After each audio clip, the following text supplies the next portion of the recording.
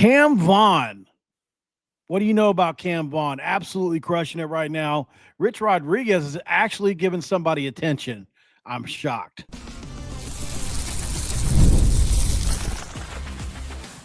You are Locked On West Virginia, your daily podcast on the West Virginia Mountaineers, part of the Locked On Podcast Network, your team every day. And what is up? Welcome back in, guys. My name is Mountaineer Paul. I am your host, and this is Locked On West Virginia, baby. We're talking about the West Virginia Mountaineers again today on the football side of things. You know what I mean, man? And I am excited, y'all, because we got a guest, a very special guest, and I don't mean special in that he is unique. I mean special in that he is almost as stupid as I am. And we're excited to talk about this situation resolving around Cam Vaughn, maybe a little Sincere Bowers. We're also going to talk about the court case as well and whatever else we can riff about. Obviously, we got to notice the channel sponsor first, and why wouldn't we do that? Because this episode, as always, is going to be brought to you by none other than where are we at today? We're at Monarch Money, guys. So make sure with Monarch Money right now, you take control of those finances. Use code LOCKEDONCollege at monarchmoney.com for 50% off your first year. And thanks for making Locked On West Virginia your first listen, where we talk about you and the Mountaineers every single day. Let's bring on the guest, man. My buddy, somebody I love riffing with, somebody I love having on for sure. What are you doing, Cody? Hey, buddy. I'm happy to be here as co-counsel for the special ed crew.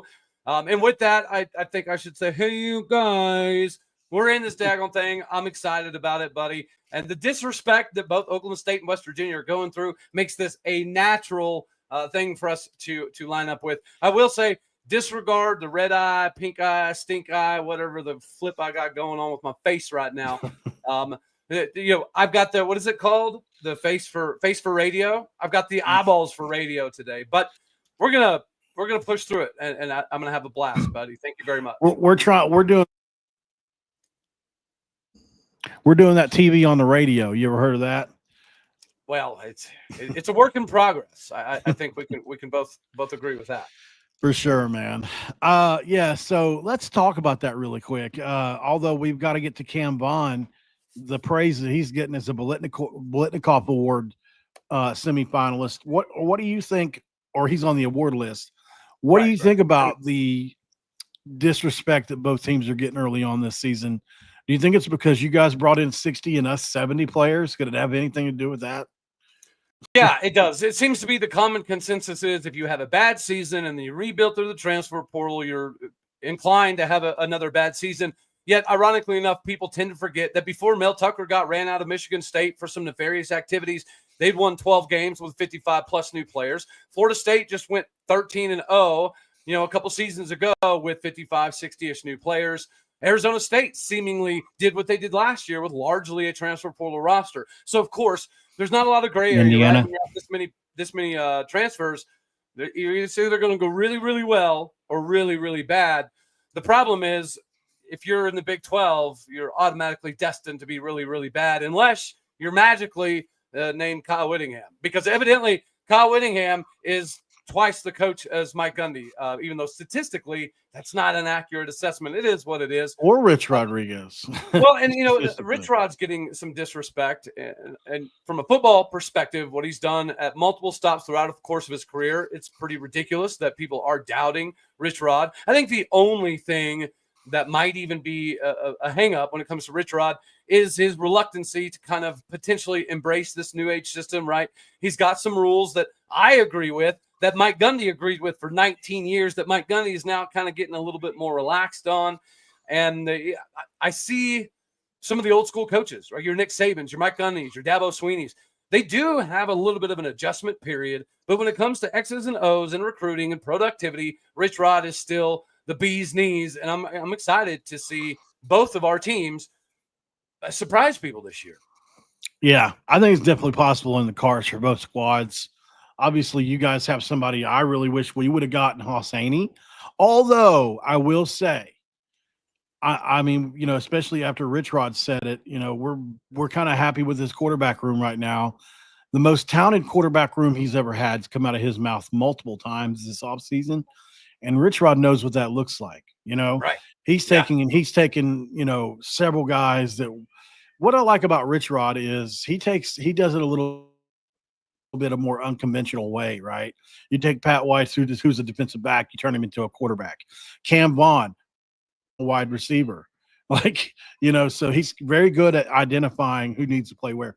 Kimo Makaniole right now played defensive line last year for LSU. He's probably going to start on the offensive line for West Virginia this year.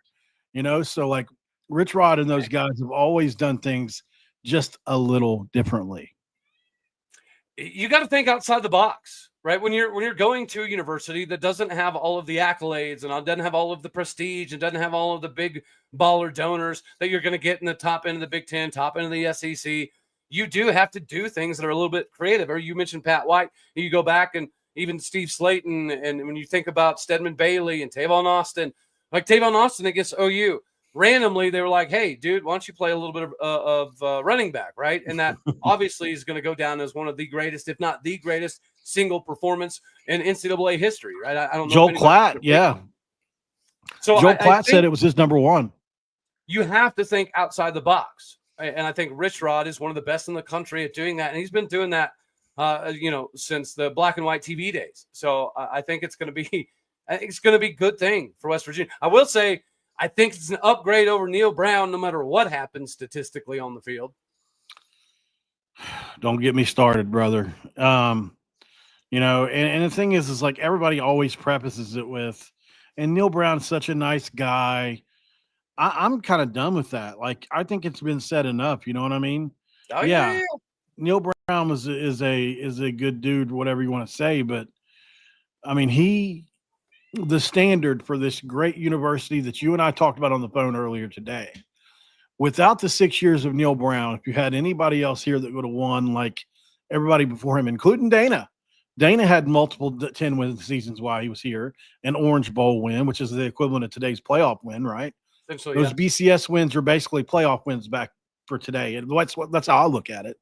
Right. And so, everybody's won except for Neil at a pretty high clip. Now, if you look at Neil Brown's average wins per season, it's not far off from where some people are, but he never really crossed over into. You had 1 9-win season against the weakest schedule in the history of the program. And then when he returned to everybody the next year, you shit the bed, right? So Unfortunately for Neil Brown, things just haven't worked out, man. But fortunately for you guys, you have the benefit of having one of the things that is the most coveted thing in college football, and that is the need for speed. You got some dudes that can absolutely book it. You've mentioned Cam Vaughn multiple times. Yeah, dude. Yeah, I had you look at him today. Yeah, a very, very impressive specimen. Obviously, the accolades are going to continue to rack up for this dude. Dude, he has no wasted motion off the jump in man coverage. And sometimes people get a little bit crazy with their feet and they try to dance around a little bit too much at the line of scrimmage. He doesn't do that. No wasted motion in man coverage. He's really good in spatial awareness when it comes down to settling in the zone. He drops his hips incredibly well to sell the double move, which makes him a double move assassin.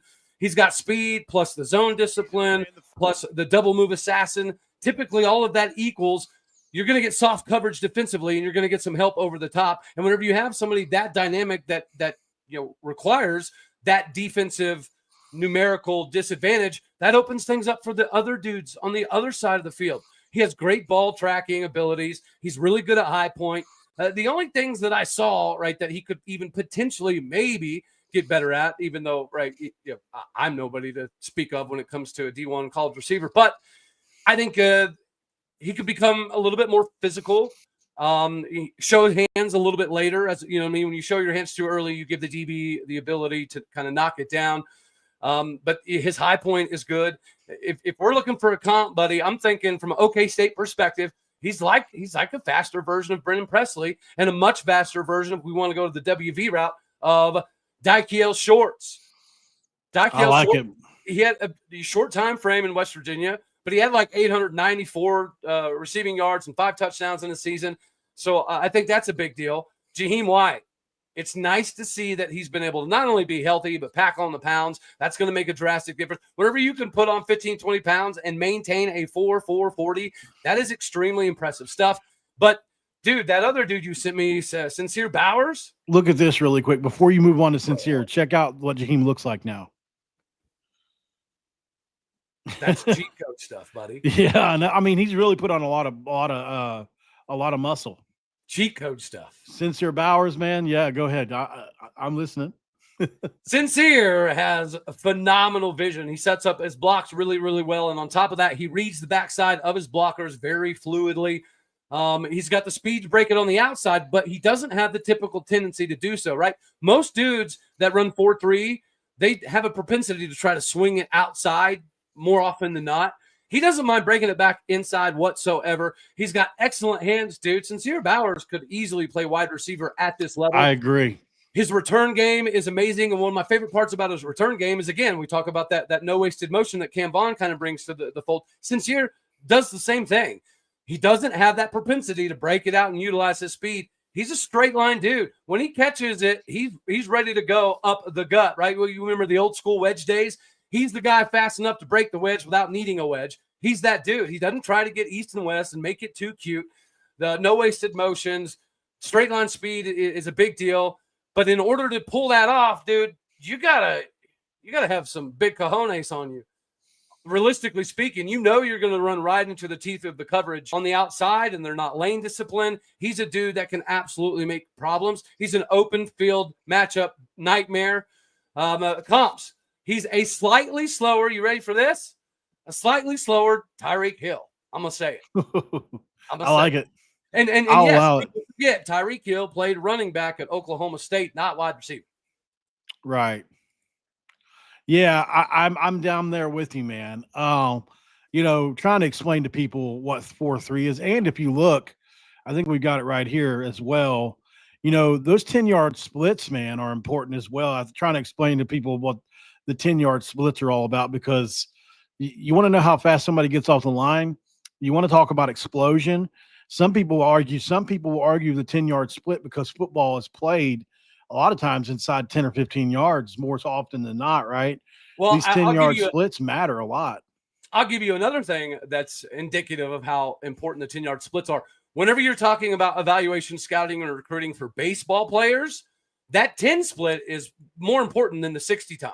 Because that if you're looking at somebody to steal bases, if they don't have a 10 split that's in the low 107 range or something to that effect, then they're not going to be an asset when it comes to base running. So that is something that you have to take into consideration when you're evaluating baseball players. And I, being a baseball dude, right, I absolutely love the 10 split. That's one of the first things I look like because it's the explosiveness that you have in that first 10 feet, 10 yards, call it what you want to call it. And if you don't have that, it's going to be difficult at this level to create separation. But we were talking about Cam Vaughn. His ability to create separation is because of that ability in the 10 split, right? The short, intermediate, quick burst, you have to have that. So I think 10 split is actually more important than the 40 time. I love some of these highlights from him, man, especially from when he was at junior college and things like that. I mean, he really put on a show at times. And there's a couple runs, like if you pay attention to him, that like they're a little closer up, that you really get a good sense of how fast the kid really is. But overall, we just talked about Tavon Austin playing running back against OU. Yeah, he might even have a little Tavon in him. He's got a little Tavon in him. He's definitely not as east and west as Tavon was. He's got footage out there of him. He'll do it a little, right? He's more of a, one cut this way, one cut that way. He's not dancing around a bunch, but definitely overall, man, super impressive guys. And I was definitely curious to see what your reaction was to these 40 times from the team. And I didn't even show you a guy like, obviously we talked about Cam Vaughn, who was at 4.41, which is blazing fast. Mm-hmm. We also got our Armoni Weaver, who's a freshman. I've got him pulled up here. We've got Jeff Weimer, who we haven't gotten back yet. But what about Oron Singleton at 4.52? That's not too bad. Rodney Gallagher at 4.58, not too bad. But, I mean, dude, the guy that you're not seeing here is Logan Ramper, which is behind this black, at 4.49 at 6'4", 220 pounds. I see my dude, Jaden Bray. Oh, yeah, Jaden Bray. In there. Yeah, and you know how big Jaden is. I mean, he's a muscular – What is he? Hey, 6'2", yeah, and 6'3"? I know Jaden's got like a 39-inch vertical as well. He's pushing Cam Vaughn, who was Jack State's best offensive player last year by a long stretch. Oh yeah. And everybody in the country wanted him. Everybody in the country wanted him, as you can see why. Makes sense. Yeah. Obviously he followed his coach because of the success. Why learn a new system when you're going to go Power 4 anyway, and you're going to run the same system? So, but that Jaden Bray is pushing that kid, from what I understand, for that number one wide receiver spot and some. So don't be surprised if Jaden Bray doesn't have a monster breakout year this year. Unfortunately, last year I felt like with Garrett Green, who's not a downfield passer, not even in really much of an intermediate passer. Unfortunately, we just had our issues with that. So it's definitely going to be interesting to see just how this team adjusts, man. Well, Jaden Bray was he was a basketball player. So he didn't start playing football till super late, like junior year of high school, if I recall correctly. Right. And that's one of the reasons that we got him. OU didn't show any interest because he was a basketball player. He was a good basketball player. So we knew we were going to get a raw product. But even as a freshman, as a raw product, he got a pretty decent amount of PT. He was what he caught like 30 balls for you guys, didn't he? He was our not our primary, but he was like our number 2 red zone 50-50 ball, high point specialist. He still got that in him, I think. He's just gonna. It was gonna take a little bit of time for him to understand the nuances of route running. Right, what we talked about Cam Vaughn a little bit, and one of the biggest misconceptions when it comes to wide receiver, not even necessarily misconception, people that don't always take into consideration is, and I had to learn this the hard way in college. If you break your route off a yard or two too early, at lower levels, it's not a big deal. At high school, not a big deal. Right. But at the Power 4 level, if you shave off a couple of yards of a route, all you're doing is allowing another defender to get in the area that he's not really supposed to be, because another wide receiver, tight end, or running back is supposed to clear him out of that area. So you do have to learn the little bit of the nuances. Another great thing that Vaughn does is he pushes up on the heels of the DB. So when he makes his break, the DB is literally leaning backwards before he can open his gate. It's impressive stuff. I firmly believe that it's not a matter of if, it's a matter of when. When Cam Vaughn uses his body a little bit better, right? We talk about Jaden Bray. The reason Jaden Bray is such a good high point 50-50 ball specialist is because he's been boxing people out in basketball his entire life. So those over-the-shoulder catches and stuff, he knows how to kind of slow his body and manipulate his body to wall off the defender and then show his hands really, really late so the DB doesn't have time to get his arm in there. Once Vaughn kind of gets that down, he's a top-notch NFL wide receiver all day, every day, buddy. Yep. And before we go to break here, Jaden Bray looking as big as ever, man. Yeah, that's impressive. I'm not going to lie to you, Jaden Bray was on my list of most important transfers out of Stillwater, Oklahoma. And the beauty of that is, especially since we don't play all this year, is we're all hoping that Jaden Bray has a 1,000-yard season because he's still an Okie, man, right? Yeah. He's still got that connection. And he's from Norman, Oklahoma, and he stayed away from that garbage pile that they call the town 71 miles south of Stillwater. He came to Oklahoma State, goes to West Virginia. We're all for it, man. We cannot wait to see Jaden Bray have a massive season. Let's go to break, man. We'll come back on the other side. We'll talk about a couple other topics, but more specifically, a date has been set for 4 of the most high-profile West Virginia football players to go to court. And it's much sooner than we thought it was going to be. You don't want to miss this. Stick around. This is Locked On West Virginia with a little bit of Locked On Okie State. We'll be right back. And this episode of Locked On West Virginia going to be brought to you by none other than, we love talking about Monarch Money, man. Why is that? Well, if you like DoorDash like me and you want to get up to $350, well, Monarch Money can definitely help you with that for sure.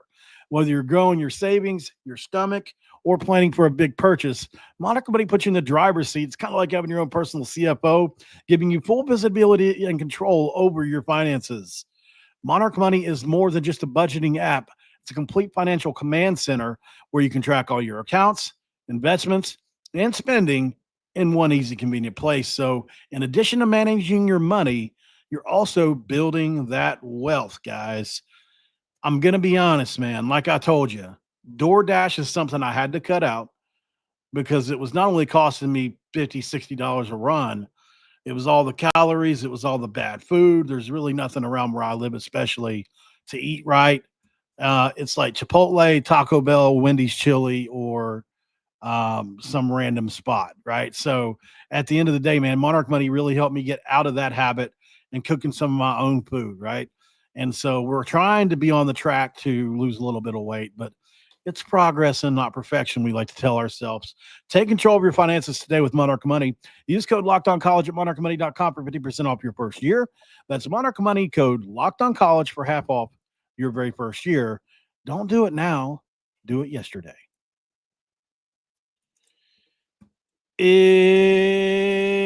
It's segment 2. Let's crack open a hard, cold dew, baby. What do you know about it? No words. You're too cool for school for me, buddy. Too lame for blame, more like. I'm more of a drip drop guy myself, you know. Drip drop, man. Listen, do you know what I say every time that read comes on? It's 7 o'clock on the dot. I'm reading drip drop off of my screen. I'm not jealous at all that I didn't think of that. Okay. Right. Look at who's in the chat. Locked on Oklahoma State, somehow just managing its own profile in the chat. Oh, God. The picture looks like Paul. That's because it is me. Literally. Cody drew this by hand. So give Cody all the credit for this. He drew it by hand. Some people call me artistic. Some people call me autistic. I just roll it all together and let it be what it is. Oh, God. We better stop before we offend somebody.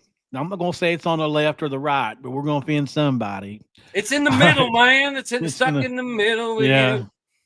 Okay, so one other guy I guess we might as well look at. Rich Rod was very, very complimentary. And guys, I feel vindicated. We just did a show on this kid yesterday, right? What did I tell you I had been hearing? I mean, you can go back and look yesterday's show.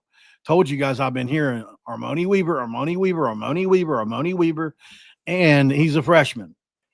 There's a reason you were hearing that name.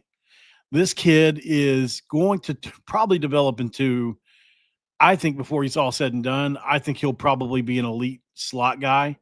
He's got that kind of potential. He's one of those kind of kids that he's got elite quickness. He's not a burner as far as getting down the field. I mean, he's a 4.5-ish kind of guy, 4.6. His 40 time says 4.6. But, if you look at him on the field, man, he runs much faster than that with the ball in his hands. But as a slot guy, quick in and out, he doesn't really round routes off. He really moves well back to the quarterback and all that. So I really like what he does from the slot position, Cody. Well, we just talked about, to me, one of the most important pieces of diagnosing a slot receiver, especially, is that 10 split. Yeah. I would imagine, and I bet there's somebody in your chat thingy that could probably look this up. I'd imagine his 10 split is like 1.51 area. It might even be right here. 1.61. Close. Okay, 1.61. Got it. What I've wondered a couple different times, because he's getting so much praise, and he ran a 4.6, which I was very honest. If I'm going to be honest, I was disappointed. I wasn't expecting it because his high school tape, Cody. Let's just take a little diversion really quick. I'll just show you. I mean, there's one way to do it, right? Might as well just show you one or two plays from high school from him, just so you can get a feel for why I was a little bit disappointed in his 40 time. And I get it, guys. I've already seen it in the chat. It's not all that matters, and I get that 100%. 40 time definitely isn't the be-all, end-all. 10-yard split isn't the be-all, end-all either. But at the same time, I would not ever guess that a kid with this kind of speed here would run with what looks like this kind of speed would run a 4.6-ish. So obviously he's got the cuts, the ins and outs.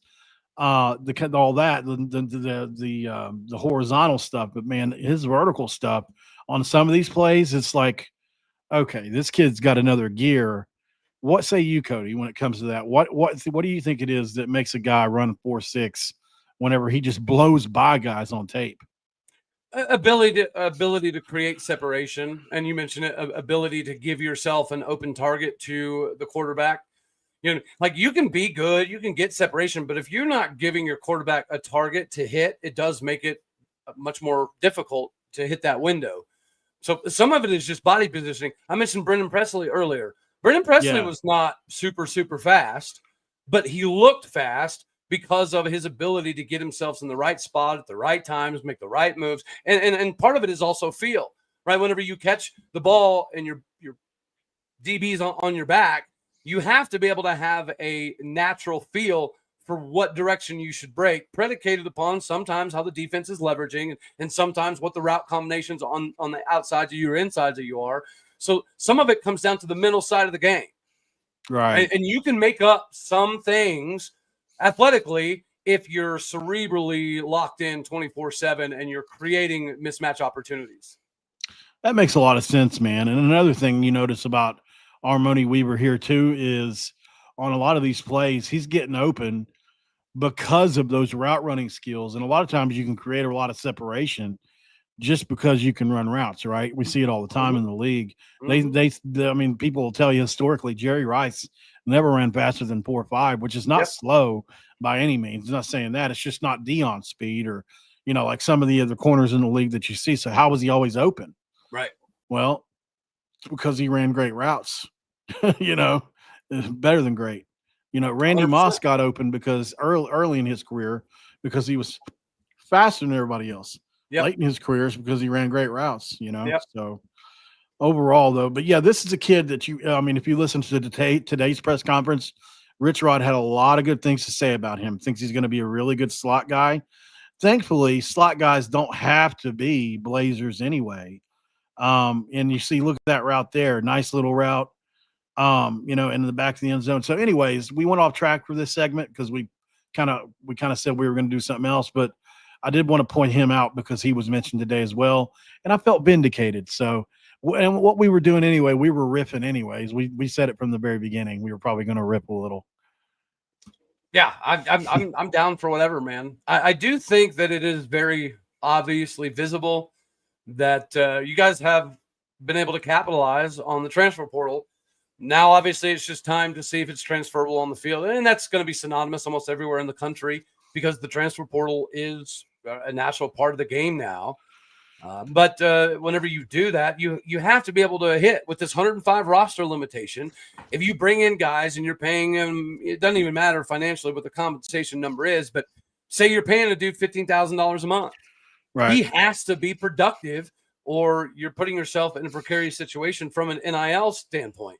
So you have to hit on the guys. You're always going to have a few outliers, right? You're always going to have a couple dudes that are in the doghouse that are late to meetings and they're not logging in their playbook hours on their iPads. Developing maybe a little bit too slow. Yeah. And I think some of this competition is what's going to help weed some of that crap out. And one of the benefits that you guys have, and I think we do as well, is some of the old school coaches, your Rich Rods, your Dabos, your Gundys, they're probably not going to, at the end of the day, they're not going to give 13 craps what your financial compensation is if you can't produce. I mean, you're going to get more opportunities. Let's call a spade a spade. If you're getting $25,000 a month, you are going to get more opportunities because it's an investment. But if you're not worth the continuous investment, then they're going to put somebody else in, even if they're only making $4,000 a month. Agreed. Yeah. And some coaches aren't going to do that. Some coaches are going to play the guys getting paid the most because that's what the boosters and the donors want to have happen. But you have to have, in my opinion, somebody in this new landscape of college football. You got to have a Gundy, Rich Rod type of dude that'll say, you know what, appreciate your money, appreciate the facilities, appreciate the NIL packaging, but no, I can't do it. Right? I can't do it. Right. Yeah, I'm 100% with you on it, man. Let's move on to another quick topic here. My buddy Sam, let me make sure I say his last name correctly this time, Ehrlich, who is one of those sports attorneys, kind of like Mitt Winter. He went yesterday and kind of talked about this. a little bit on the show with me, but he's been keeping people up to date on this situation and kind of taught me how to do it. You can keep track of all these different injunctions and different things through a tracker website. I can't remember exactly the name of the website off the top of my head, but as you can see yesterday, he posted West Virginia football eligibility cases indeed been reassigned to Judge John Preston Bailey after Judge Cleaver recused, citing his support of West Virginia athletics. Bailey, of course, ruled in 2023 in West Virginia's favor, by the way, that the NCAA's year in residence transfer rule violated any trust law. Here's where it gets interesting for you, because I know I'm not going to sit here and pretend like you're going to pick all this up at once, but I'm going to do my best to explain exactly what's happening here. So basically, the legal battle involving 4 West Virginia players, Jamoy Robinson, who is by far our best transfer, it's not even close, who was a 3rd-round graded NFL player that we paid a ton of money to, probably $1 million plus, to come here over anybody. He should be at LSU, not here, that kind of player, right? So obviously he's one of these guys. Jeff Weimer, who caught 75 balls for over 1,000 yards last year. Ty Edwards, who's 6'3", 240 and runs 20 miles an hour. And Justin Harrington, who played at Oklahoma as a starter in 2023. All 4 of these are huge, right?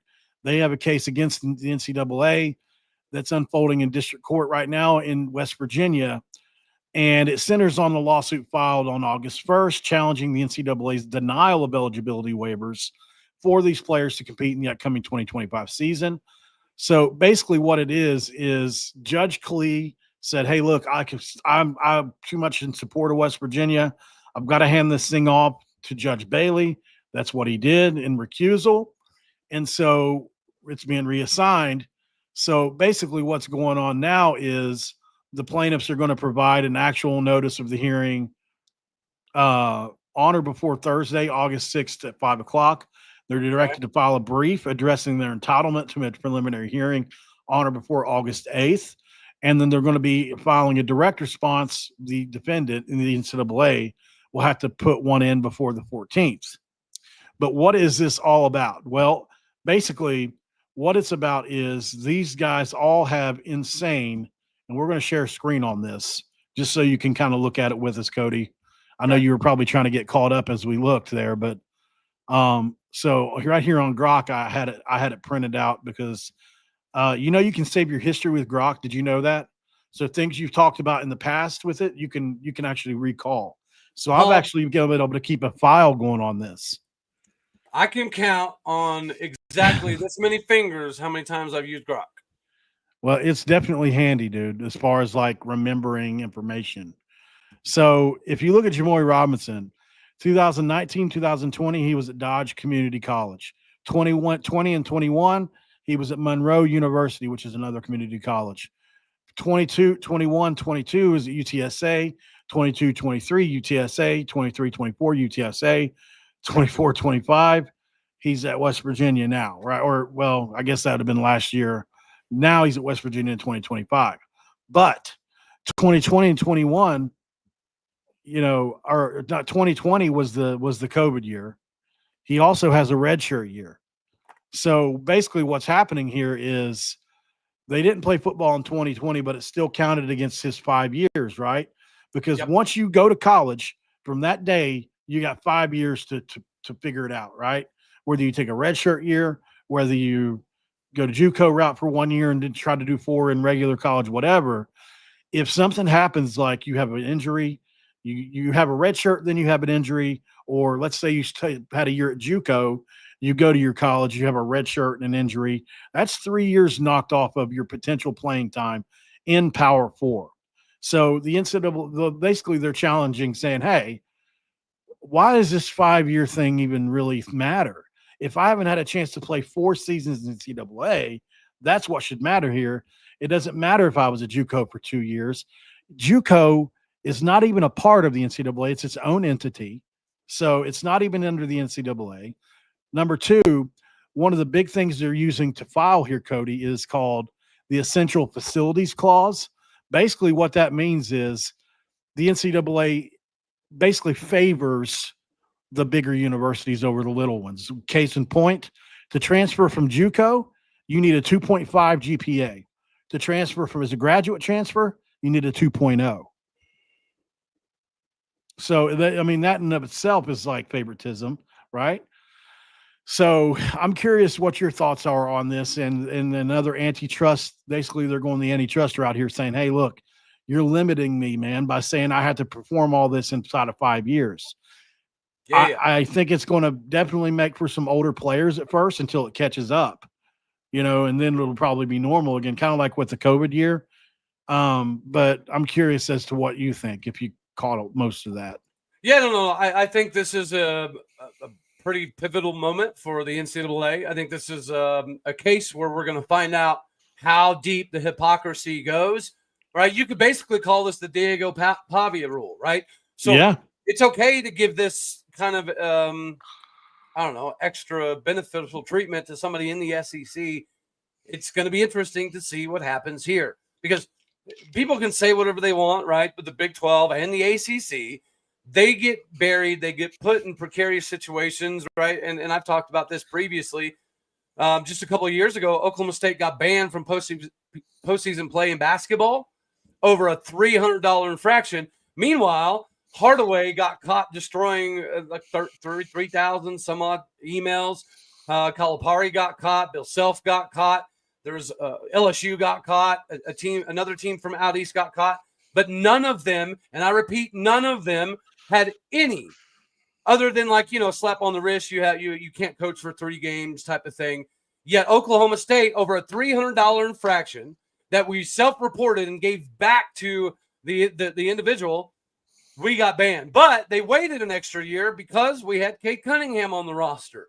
So they weren't going to ban us from postseason play the year we had Cade, even though that was the expectation coming into the season.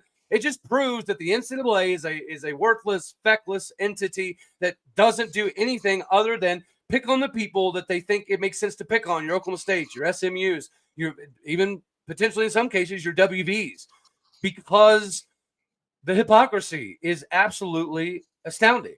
So this has to be an opportunity for the NCAA to prove that, no, we don't just cater to the SEC and the Big Ten. We have the ability to be objective and to be fair and to be reasonable. So this needs to happen.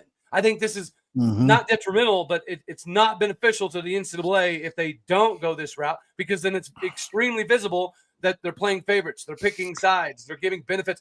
It's been something that we've known, right? I just talked about all the schools that were physically caught, like emails, text messages, all of it. Former players and former recruits threw these teams under the bus, and they got nothing. I think Bill Self had to do a self-imposed 4-game suspension or some bull crap, because KU is always going to be a Sweet 16, Elite 8 level team. West Virginia needs to win this. And the NCAA needs to find a way to prove that they can be somewhat normal and objective and reasonable and fair. 6-second break, guys. We'll be right back.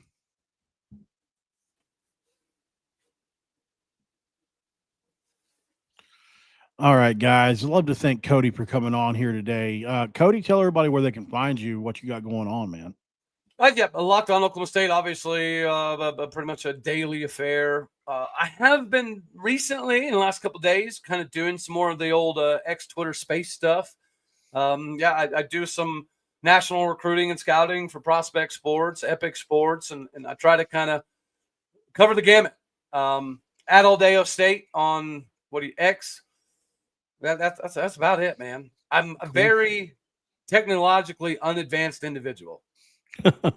Yeah, I've gotten better since I got this job and others similar in the field, but yeah, it's definitely been something that is a learning process for guys in our age range, right? And because when I was in school, computer lab was just something you walk by, you never actually went in it, right? The computers were like, let me see if I can. I saw something funny on this yesterday. I'll probably take me forever to find it, but it was like this was an elite setup in 1999, and it was like the all white computer, like that whole look, just in a wild situation, the whole disk drive and everything on it. So thank you guys for joining here on this one. Didn't have a chance to promote it. Wish I would have promoted it a little bit earlier, but that's all right. We appreciate the couple hundred of you guys that are watching for sure. Do us a favor. Make sure you like the video before you go. Subscribe if you're new around here. Make sure you head over to Locked On Oklahoma State and check out Cody, one of the funniest guys in the business, and absolutely an elite tape guy, just like me. Loves tape, loves breaking down tape, loves everything about tape. He watches the tape, as I tell you guys all the time. One of my slogans is just flat out watch the tape, right? And if you have an opinion about somebody on the football field and you haven't watched tape, I don't want to hear it. You know what I mean? Like that kind of thing. Well, seeing as how I went to the school for kids who can't read good, I have to find a way to kind of, moving pictures, Dad. Yeah, exactly. That's it, right? So I can kind of color in the lines, and my eyes, although sometimes red, they do work. Yeah. And it's fun, man. That's part of it, right? You have to have the passion, and that's something that I love and appreciate about what you do. You put so much into this show. It's pretty remarkable, and sometimes honestly frustrating, right? Because we're over here trying to grind and put stuff out, and they're like, "Oh, what'd you do today? Oh, I covered this. What Paul did today? Oh, 3-4 flipping shows. Jeez, dude." Yeah. I appreciate it, man. Yeah. Well, I mean, it's nice to know that the hard work pays off, Definitely try to be a little bit more hard edged, if you will, to use a Rich Rod slogan when it comes to putting out content. But, obviously and I'm not trying to bring up something, that you don't want to talk about, but for what you have going on and what you've had happen to you, you get a hell of a lot done, dude.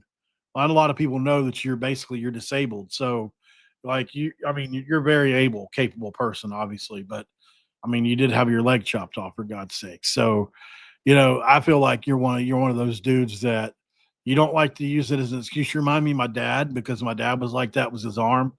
He was missing his right arm, which is, some people would say your arm is probably worse than your leg. I don't know which one's worse, to be honest. I have no clue. You know what? People have asked me that. And it's a good debate. I prefer the leg being gone. I don't know rather what I'd than do an arm with my life without my arms, to be honest with you. Yeah, I think the arm would probably be a little worse. As long as it's not both legs. I only have one leg, but I don't know. Prosthetics work pretty good, don't they? I don't let it. Dude, that prosthetic slows me down. I swear to you. I believe you. So yeah, if you're a wiry, strong guy like you look. Right here behind me is like a prop, basically. I hardly ever use it, and I don't know. I just don't like it. It slows me down, and I don't mess with it much.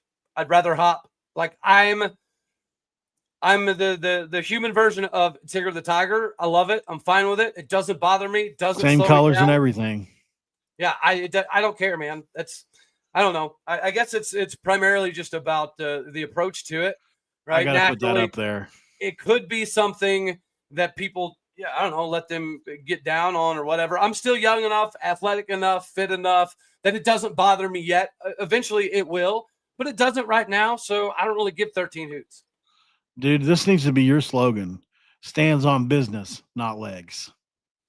I told an OSU wrestler earlier today that he might be one of the top in the country, but he can never double leg me, and I'll stand on that business. One more thing before we go. My dad, I always told my stories about my dad, So my godbrother, who just went through a crazy situation in Mexico where he got a prescription there. It was laced with fentanyl. It wasn't his fault. It's just how things are over there, and he overdosed. But anyway, when we were I know him really well. He actually played for Marshall, and we grew up together. And he was a Christian rapper, right? When we were in church growing up. Okay. And he is today. He's actually very successful at it. Sold a ton of records. I love it. But when we were in church camp, he came up with this song called Rap Prayer, and it was like throw your hands in the air like you do when you rap prayer. If you're spirit filled, born again, let me hear you say, "Oh yeah." Oh yeah. My dad would come up there, and he'd hold his prosthetic up in the air when he was singing it, and he would go, "I throw my arm in the air and land it over by that chair," and he'd throw it and land it over by the chair, whenever we would go out to like Disney World, or like one time we were at Universal Studios, the kids would come up to him and say, "What happened to it?" And he'd just lie every time for fun. Like, "Hey, I got into a fight with a bear and a bear bit it off. Hey, I got into a fight with an alligator and an alligator bit it off." And then the ultimate story, like I've told him a couple times, is we were fishing on the dock in Tampa, Florida, and my dad hooked into about a 3-foot long hammerhead, reeled it in, swallowed his hook, and my dad's one of them dudes, he just goes in and gets it, right? Because they had that prosthetic arm. It was made out of steel. Roger. And that thing was chomping down, son. And I mean, he had the long sleeve shirt on, So that old lady was looking over in terror. I'll never forget, because I was looking at her. And she was going, and I don't remember her husband's name, but like, let's say it was Edward. "Oh, Edward," and my dad in the moment caught this and he could just, with a muscle, he could pop that thing off. Maybe you know more about it than I do. But like, it was literally just there from suction. That was it. That was the only thing holding it on there. Yep. And I don't know how it stayed on, but it always did. If he didn't want it to come off, it wasn't coming off. But he just popped that thing right out in that shark's mouth, and it was chomping at an arm, and he was flailing that sleeve around. He pretended like that thing bit his arm off, man. Oh my God. So yeah, that was my dad, man. And of course, now we've got a lot more people watching. That's all that story, right? A couple of years ago, for Halloween, I was sitting on the front porch, and then and I would have a fake leg sticking out with jeans and stuff. and then when people would walk up on the porch, I would jump up and run inside. I have fun with it, man. I like to have fun with it. The only other alternative is to be all butthurt and moody about it 24/7, and that ain't gonna work. It is what it is, bro. Now you got me thinking of different things you could do, like to prank people. You know what I mean? Well, that's why when people say, you could be the one-legged man in an ass kicking contest, I'm that guy. You're that guy for sure. That guy. That's so funny, man. Cody, thanks for joining, brother. We'll do it again soon. I'd like to come on yours as well sometime soon, and we'll definitely have a good time. Final thoughts. Both Oklahoma State and West Virginia will finish significantly higher than their current projections have. All right, so what's that look like? Well, I think most of the prognostications have Oklahoma State the 12, 13, 14, and most of them have you 13, 14, 15-ish, right? We're both hugging the bottom with the Cincinnatis and the Houstons of the world. And maybe it's fair to some degree after a 3-win season, but even when I've had massive disagreements at times with some of the things that Mike Gundy has done, so much so that some of Oklahoma State fans think that I'm a diehard Gundy hater or whatever the crap that means. But even through all of that, I hate the fact that people nationally are saying, well, Utah is going to respond because of Kyle Whittingham. Oklahoma State's going to suck because of what? Because of Mike Gundy? Yeah, I don't understand it either. 18 straight winning seasons, 18 straight bowl games, I don't get it either. 10-win plus seasons. The only knock on Mike Gundy, is that we lost the Big 12 championship to OU basically like 7 flipping times. Right. Yeah, that's true. That's the big knock on Gundy. Yeah. So I don't understand it. I don't. If you would have asked me before last year, who's the team best positioned to quote unquote take over the Big 12 and be the next big one, I would have had you guys in that conversation at least, if not the favorite. Agreed. And I'm not saying that because you're on here. I'm being that. Like, you guys have done the most. 20 years in the Big 12 that has won more ball games was OU. Yes, you heard that right. Not Texas. It was Oklahoma and Oklahoma State. Those were the top 2 winning teams in the Big 12 for the last 20 years. But again, people just completely brushed that to the side. And again, I've been very critical of Gundy at times. I have said twice in the last 3 years at least that I think he should be on a 1-year deal unless he fixes X, Y, or Z. But that's the whole point, is he did that, right? The things that were problematic for me were like the Casey Dunn thing. There is no way in God's orange earth that anybody with football acumen can look at what Casey Dunn has done in his last 3 years and said, you know what, this is quality. This is an offense that we want to have continue. When South Alabama has Oklahoma players coming into your house and make jokes in their press conference about how they knew what our entire script was going to be for the full fourth quarters. And then that's exactly what we did. That means we had the same 44 plays for the last 3.5 flipping years. And for whatever reason, Mike Gundy just allowed that stuff to happen. But that's the point. What, 17 coaches are fired, gone? Everybody's replaced. You're paying big boy money for Todd Grantham to be the DC. You let him bring over 7 of his dudes that have coached with him all the way back in Mississippi State, 2015, Alabama, Florida. And now he's bringing that tenacity, that Right. violence of action to Stiller America. You're seeing it in recruiting. You're seeing it in the talent acquisition for the transfer portal. And I think people are going to be very surprised by the product that Oklahoma State rolls out. Are we going to beat Oregon? Probably not. But I guarantee it'd be a shocker there. It's going to be a game that people do not anticipate Oklahoma State being close in. And Right. I think we're going to be there. I think we're going to be there. Me rooting for you for sure. Oklahoma State question for you. Caleb Hicks, Rodney Fields Jr., do they combine for more yards than Ollie Gordon has in his first season at Miami?